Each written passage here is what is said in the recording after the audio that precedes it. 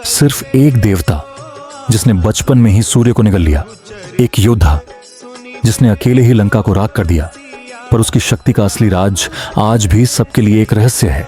जानिए आज हनुमान जी की वो शक्ति जो उन्हें बनाती है अमर, अजय और अद्वितीय।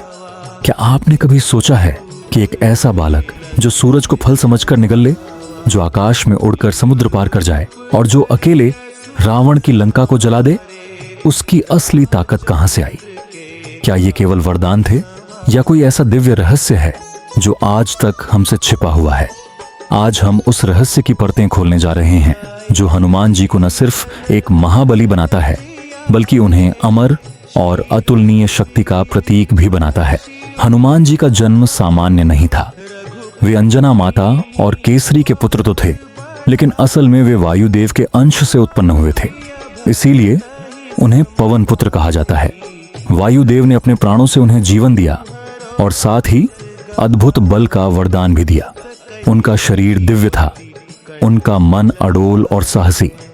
बचपन से ही उनमें ऐसी शक्ति थी जिसे मानव क्या, देवता भी समझ नहीं पाए थे। एक दिन की बात है, हनुमान जी बाल अवस्था में आकाश की ओर देखते हैं और चमकता हुआ सूर्य उन्हें एक मीठा फल प्रतीत होता है। वे तुरंत आकाश में उड़ते हैं और सूरज को निगल जाते हैं। पूरा ब्रह्मांड अंधकारमय हो जाता है। तब देवताओं को हस्तक्षेप करना पड़ता है। इंद्रदेव अपने वज्र से हनुमान जी को प्रहार करते हैं, जिससे वे मूर्छित हो जाते हैं। वायुदेव अपने पुत्र के साथ हुए अन्याय से क्रोधित होकर संसार से वायु को ही रोक लेते हैं। सब जगह प्राणवायु रुक जाती है। त्रिलोक संकट में पड़ जाता है। देवताओं को तब हनुमान जी को प्रसन्न करने के लिए उन्हें अनेक दिव्य वरदान देने पड़ते हैं।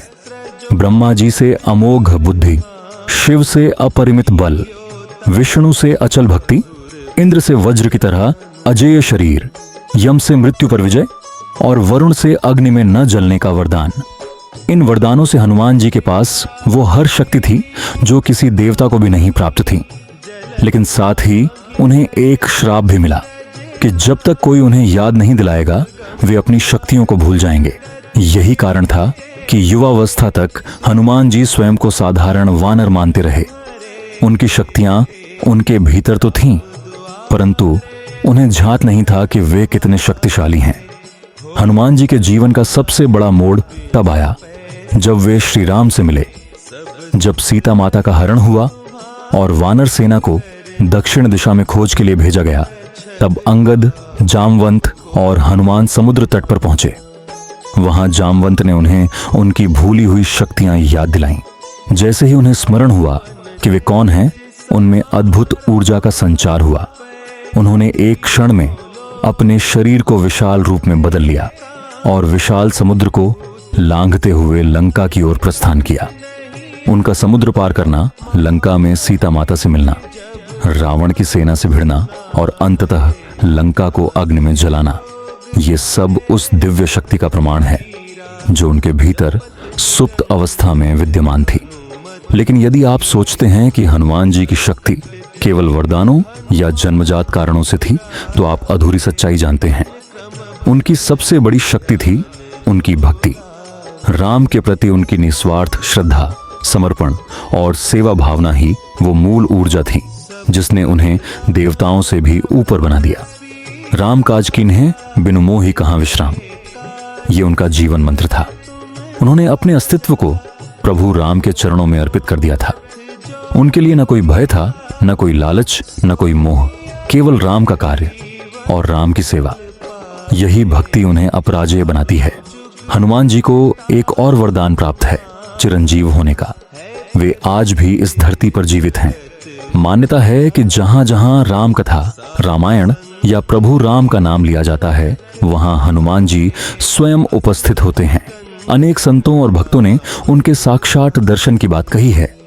आज भी जो भक्त सच्चे मन से जय बजरंग बली का जाप करता है, वह संकटों से उबर जाता है। संकट से हनुमान छुड़ावें, मन क्रम वचन ध्यान जो लावें, ये केवल दोहा नहीं, एक जीवित सत्य है।